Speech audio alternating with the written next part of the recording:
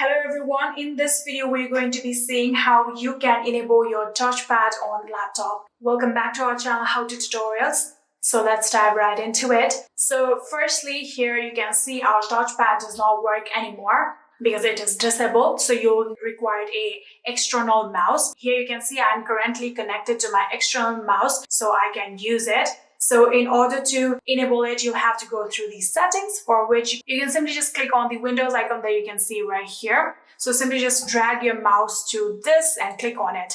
After doing so, here you can see settings option right here. If you can't find it here, you can go to the search bar and start typing settings, and like that you can open your settings.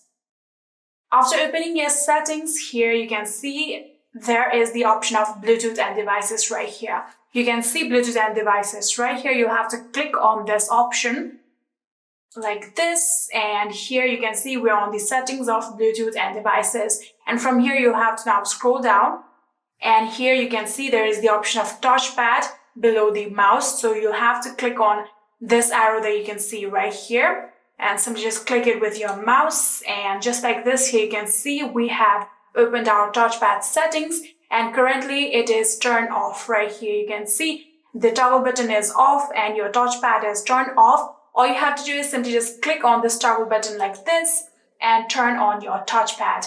Now here you can see you can use your touchpad anytime now. And yeah, that is it.